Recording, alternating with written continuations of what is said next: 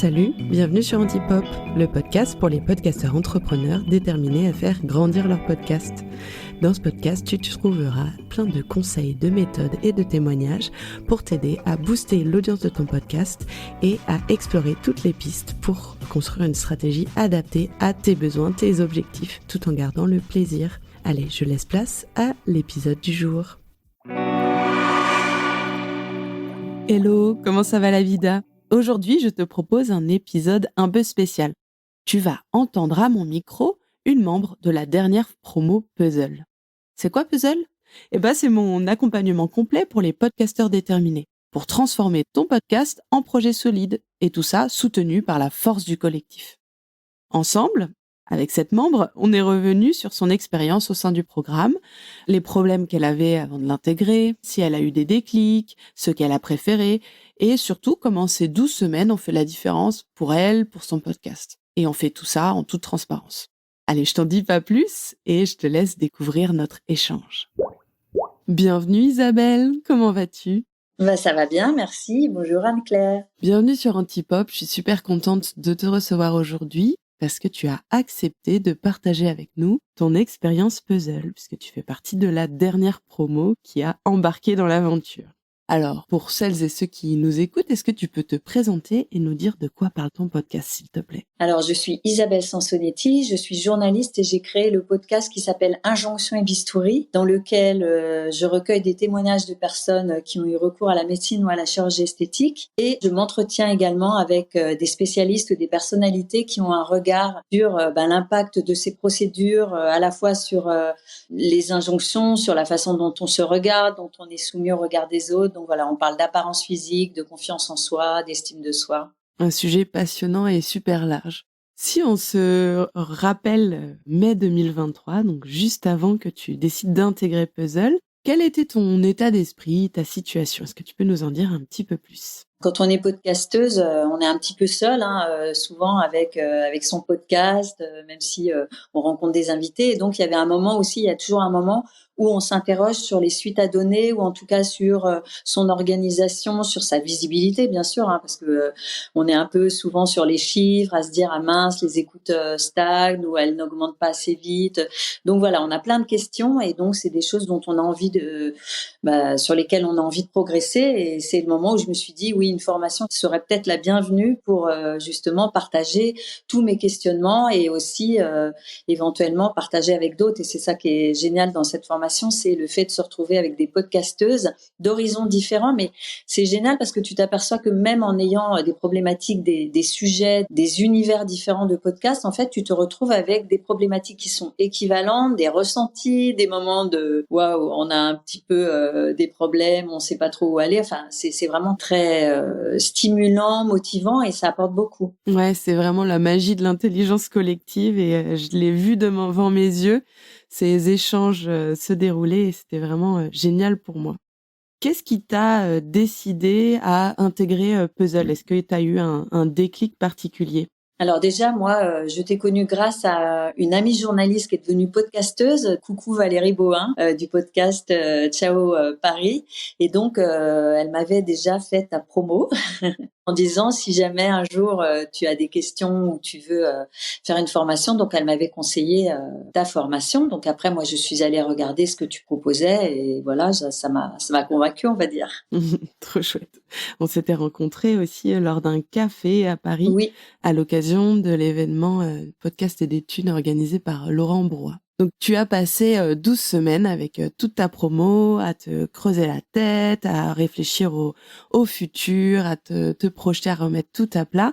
Est-ce qu'il y a des moments qui t'ont particulièrement marqué tout au long du programme Puzzle ? Alors écoute, moi j'aime bien les challenges, donc j'ai bien aimé ce que tu nous as lancé. Donc j'ai d'abord lancé un sondage, donc ça c'était hyper profitable. Voilà, ça m'a permis de mieux connaître aussi mes auditeurs et auditrices. Et puis, j'ai également lancé un répondeur. Bon là, je suis un petit peu plus mitigée sur le résultat, mais bon, je me laisse du temps. J'ai appris ça aussi avec toi et dans cette formation, c'est qu'il faut aussi savoir parfois accélérer sur des choses, puis parfois aussi donner le temps parce que voilà, il y a des choses qui ne portent pas leurs fruits forcément tout de suite et il faut apprendre à la fois la patience et à la fois à se challenger. Exactement, tu mets le doigt sur quelque chose de très juste. C'est mon enjeu avec le programme Puzzle, c'est de vous aider à voir loin, à construire un projet qui a du sens dans la durée, qui soit pérenne aux bonnes décisions qu'on prend, mais aussi savoir passer à l'action tout de suite. Donc, parfois, on passe à l'action, comme c'est le cas par exemple sur ton répondeur, et ça marche pas comme on le voulait. On apprend de nos erreurs et puis pour la prochaine fois, on fera différemment. Donc c'est vraiment cette agilité-là entre le présent et le futur que j'essaye de vous enseigner, que je m'applique à moi-même aussi. Il y a effectivement toutes les zooms et tous les thèmes abordés. C'est vrai que l'idée de réfléchir aux valeurs de son podcast, au fait que ce soit une marque. Alors pour une journaliste, c'est pas si évident que ça de se dire que bon voilà, mon podcast c'est une marque. Ça oblige aussi à faire un pas de côté et à s'interroger effectivement sur ce que ça veut dire marque. C'est pas forcément que le côté commercial, c'est aussi le côté d'un univers, d'une personnalité. Enfin ça recouvre pas mal de choses. Donc, c'était intéressant de réfléchir à ça aussi. Trop bien. Ouais, c'est un peu ma passion de vous apporter des nouvelles perspectives, des nouveaux concepts. Et après, on en fait ce qu'on veut. Ça nous donne un nouvel éclairage, on prend des décisions et on continue d'avancer. Maintenant que tu as terminé ces 12 semaines du programme Puzzle, maintenant on aborde la phase consolidation. Dans quel état d'esprit tu es? Qu'est-ce que tu prévois pour la suite de Injonction et Bistouri? Je prévois de continuer d'améliorer la visibilité, donc de continuer peut-être de réfléchir à ma communication, à la façon dont j'écris mes posts sur Instagram, à la façon de me mettre en avant sur Instagram, ce qui est pas si évident. Hein. J'ai commencé les petites vidéos parce que j'ai appris que voilà, il faut donner un petit peu de sa personne. Et là encore, c'est pas forcément quelque chose qui était très évident. J'ai vu que ça pouvait aussi m'apporter des bons retours là-dessus. Et puis évidemment, c'est toujours essayer de trouver les bons invités, de trouver les bons témoignages, voilà, et peut-être aussi d'améliorer le côté partage de ressources. Parce que c'est aussi une autre façon de donner de soi-même, parce que c'est des choses que j'avais pas forcément pris l'habitude de faire, et je sais que pour les personnes qui me suivent, c'est important aussi de savoir dans quelle direction, comment je travaille, et donc c'est des choses sur lesquelles j'insiste un petit peu. Génial. C'est vrai avec Puzzle, on en discutait en off. Tu me disais que tu avais réussi à dépasser certaines peurs, à te donner certaines idées sur comment est-ce que tu construisais ta communication et ta relation avec ton audience. Je sais aussi que tu veux mettre en place dans le futur des Insta Live pour du coup développer ta visibilité avec certains acteurs et actrices qui sont en lien avec ton sujet. À quelqu'un qui se poserait la question de rejoindre Puzzle, qu'est-ce que tu lui dirais? Je lui dirais que s'il se trouve dans un moment où il doute vraiment, il a un petit peu un découragement par rapport à l'avancée de son podcast, c'est ce qui est intéressant justement dans cette formation, c'est les zooms avec d'autres podcasteurs pour partager ses ressentis, ses problématiques. Toi, évidemment, la façon dont tu rebondis à chaque fois sur les problématiques des uns et des autres, et à chaque fois tu as la bonne remarque, la bonne ressource à nous proposer. Donc ça, c'est très précieux aussi. Ta réactivité par rapport c'est du cas par cas. Donc ça, c'est précieux même quand ça ne nous concerne pas directement. Donc moi, je trouve ça vraiment motivant. Après, il y a les devoirs, donc ils ne sont pas, voilà. Là encore, hein, j'en ai fait juste avant cet enregistrement. C'est vrai que on peut pas s'en tirer par une pirouette.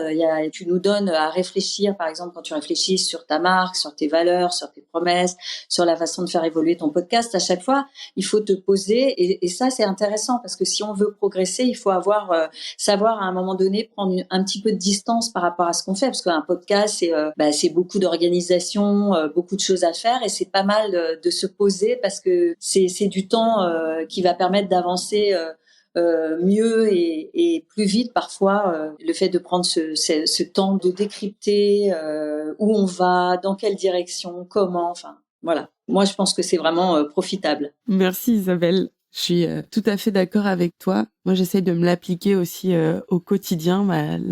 En fin de semaine dernière, je suis partie avec aussi, des pairs pour réfléchir à mon business, mon activité, les décisions que je veux prendre pour la suite, comment être meilleure, comment progresser. Donc, j'en ai bénéficié, moi-même. Je sais à quel point c'est important et je vous ai vu aussi au contact les unes des autres, progresser, passer à l'action et c'est vraiment génial de vous voir vous épanouir et développer votre ambition comme ça. J'allais ajouter quelque chose sur le binôme, les trinômes, les binômes. Ça, c'est vraiment très intéressant aussi de se retrouver à 2 ou 3 pour se partager des problématiques. Mais alors, c'est vraiment la problématique du jour, de la semaine, échanger alors qu'on a des points de vue différents ou en tout cas des podcasts différents. Donc ça aussi, c'est intéressant et motivant. Exactement, exactement. Être au contact des autres, ça permet toujours de se motiver, d'apporter d'autres idées ou de nous confirmer aussi ce qu'on avait en tête. Merci Isabelle d'être venue à mon micro pour partager tout ça. Je suis ravie d'avoir pu avoir cet échange avec toi et longue vie à Injonction et Bistouri et je me réjouis de te retrouver tout bientôt lors d'un prochain live puisque Puzzle continue, c'est sur du long terme. À très vite. À très vite. Merci à toi, Anne-Claire. À bientôt. Alors, ça t'a plu? Ça t'a intrigué, l'expérience puzzle? Il est encore temps de nous rejoindre, car mon programme réouvre ses portes pour une 6e promo. 12 semaines, petit groupe et démarrage en février. Pour te redire un petit peu ce que c'est puzzle, c'est l'accompagnement complet pour les podcasteurs déterminés et l'objectif, c'est de développer pleinement ton podcast. On va construire une marque solide, une communication percutante et rassembler une communauté engagée autour de toi et ton podcast. À la fin du programme, tu as une stratégie et surtout un plan d'action pour plus de visibilité, plus d'engagement et plus de revenus. Ma promesse, c'est que ensemble, on va oser rêver grand et passer à l'action dès aujourd'hui, tous ensemble, soutenus par la force du collectif. Si tu as envie d'en savoir plus, il y a un lien dans la bio pour consulter le contenu du programme et aussi pour me contacter si tu as envie d'échanger. À très vite.